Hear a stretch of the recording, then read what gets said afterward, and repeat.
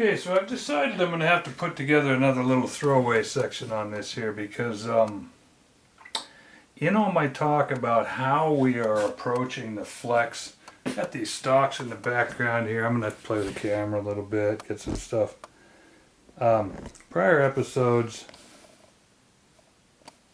I explained the stocks, I explained the actions, I showed you as how I put together these bolted together this stocking assembly, which I'm not going to go into except to say that it's hardware store leftover chunks. I found a surface for the rear bag to ride, I made a surface for the front bag to ride, and I set up a surface to interface the action to the stock, okay? But one of the things you'll notice is that where the action sits, there's a whole bunch of screws in here. I've spaced them carefully so as not to weaken or cause flex here.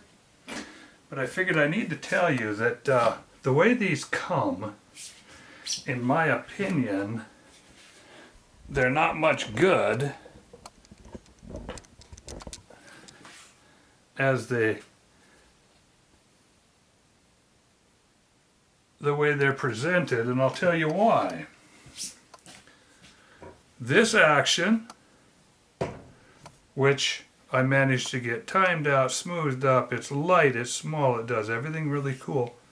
But on the bottom, it only comes with a recoil lug, which was as wide as the action. And I believe on this one, the front screw hole was milled into the lug. So we got a screw hole here, we got a screw hole back here. So the whole 12 tons was hung on these two screws.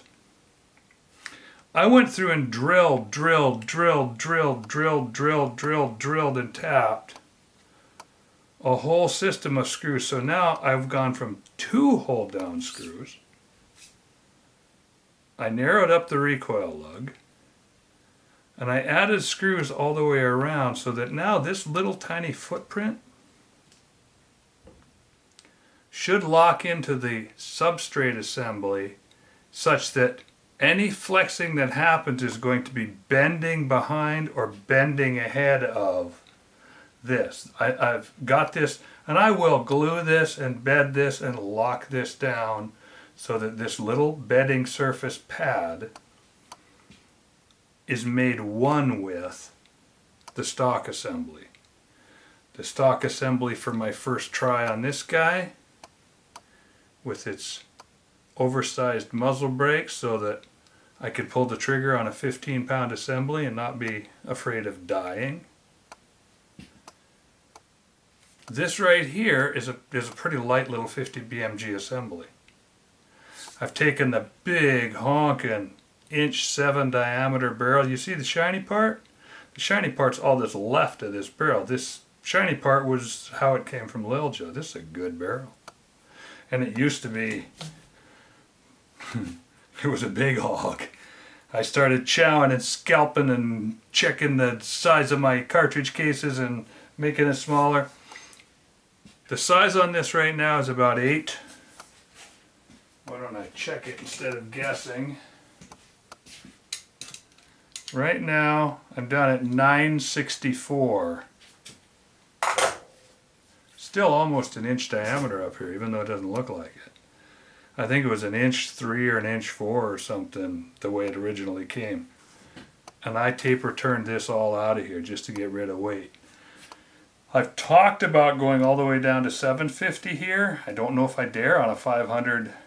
I know when I talked to a fellow about having it contoured out Lilja, they shied away like I was a snake of some sort when I started using 750 up here. Now, I'm reasonably sure that a lot of the Barretts and the ARs and all the crap guns out there that are for hosing trees down have got little 750 size barrels on them. But I don't know that. And up here where the pressure has fallen some, we're only getting 40-50 psi. The point is, this barrel is contoured down to kind of what I think is minimum for the beginning. It's never been fired.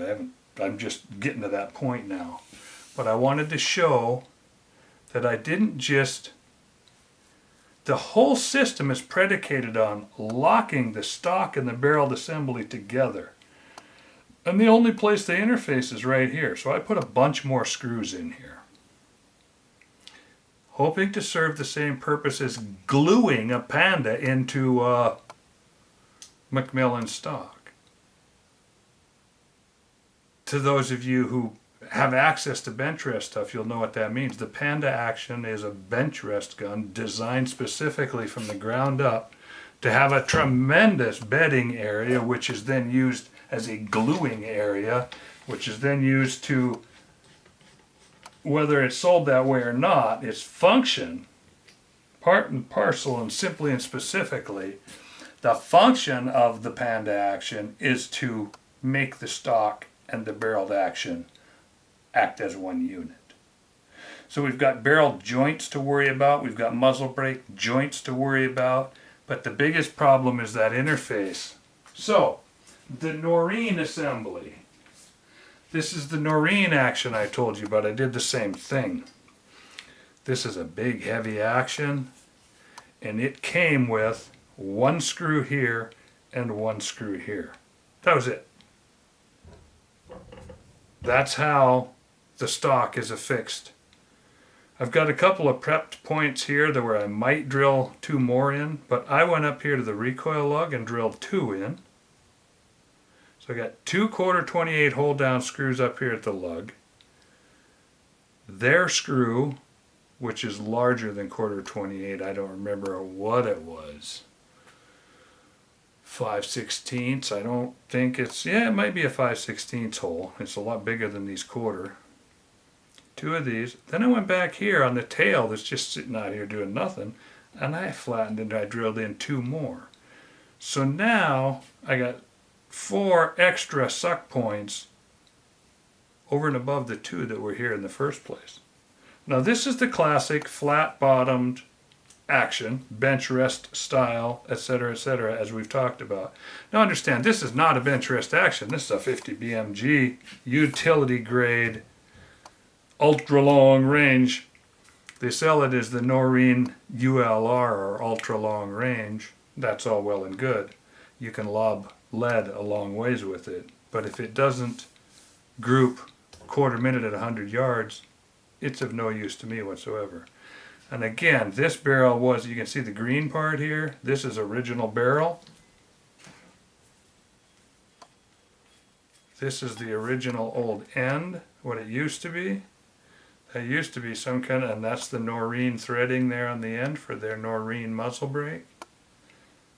I took out all the metal in between. I cut this off and I'm using it for my own use. It happens to be, it might not look like it, but this is 1.7 inch or 1.550 inch, I think, in diameter.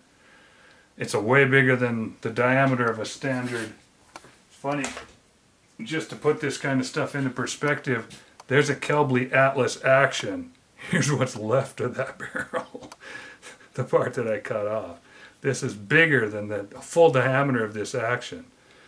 And my fuss, this is an 1.3 inch shank on this particular gun, special ordered, custom ordered with an 1.3 inch shank on an 1.35 inch action. It's not quite 1.35 inch, but it's 1.3 inch.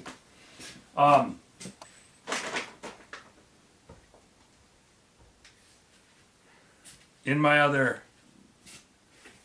a lot of my other videos, I talk about how I have to build these collars right here because the initial size of the barrel, this section right here, I turned to 1.35 inch. As a matter of fact, this right here is the diameter of a Remington or a Kelbley Action, so that I can put one of my action wrenches on here so that I can hold this in the barrel vise, put an action wrench on this barrel, and use my big action wrench to roll that pig off of there.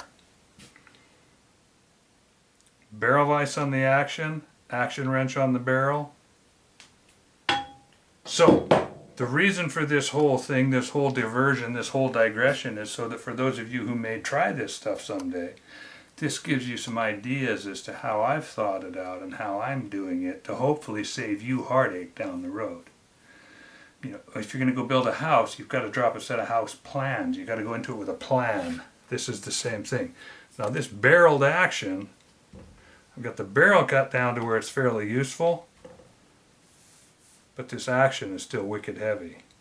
So I may go through here and start skeletonizing to a certain point, but I have to stay, the lugs on this are actually, they go clear back to here. This action's not as oversized as you might think because it's got a huge set of locking lugs in here. So after all the chatter, that's really the reason why I didn't cut these in, because that's still threads right there. I can see barrel threads. This is the area of the locking lugs. I don't want to just arbitrarily start whacking holes in that section that is restraining this thing from coming out in my face. But I had to show you that I did more hold downs over and above these two, because I don't think these two is adequate. When you put 13,000 pounds of pressure and contain it in this system and start trying to rip it apart, trying to rip this barrel, you know, when you go to shoot, that barrel's trying to rip up out of the stock. It's getting slammed wicked hard. It's like somebody ran a race car into the bottom side of this thing and it's going bam. And those two little screws didn't offer the resistance that I want against bending. So I spread this out to where now this whole area is being used. I just wanted to throw that in. I'll add it in along with one of these videos just to let you know you're never going to see or look through all the different screws and hold downs and crap that I've got on here, but I wanted to show you that this is the action holding portion right here. It's got so many screws in it that I'm worried about weakening it, but all the force is concentrated right here. This section up front is trying to shake around and rip off. This section back here is trying to shake around and rip off. We're held right here, so the flex points are going to be here, which I've left strong, here, which I've left strong. So hopefully even this light little skeletonized 5-pound assembly here will hold together. If it doesn't, we're going to have to go to the work of taking this whole billet down and leaving it as skeletonized as I dare. No slip joints. A couple of the other things is I got all these screws here, and right now they're just bolted down and holding. The next step, if this starts to move, is to epoxy this together, and if it breaks the epoxy, the next step is to go into every one of these holes and cut a little stainless steel bushing to bush the two. Screw goes through a bushing, and the bushing will then be epoxied into place. So now I'll get a mechanical lock, because this I'm worried about shaking about. This back here is easier to control. This chunk of billet is pretty solid. I can get these together. I can aluminum weld them if I want. I can TIG weld this whole back. At this point I'm just getting dimensions. I'm just finding out where will I sit. Set this up on the bags. This sits on the ground, doesn't tip over. So the interface between the two, the lock, this channel started for two reasons. Number one, to show how I time out barrels to produce the vibrations that I want from the start. And number two, affixing the action to the stock in such a way that they act in concert, by tuning fork concept. So we're taking that tuning fork concept all the way up to the 50 BMG level. That should test the efficacy of the concept itself in a way that's hitherto been completely unexplored. In other words, nobody's ever done this kind of crap before. Well, we're going to give it a wrap, and you're going to get to watch while we do it.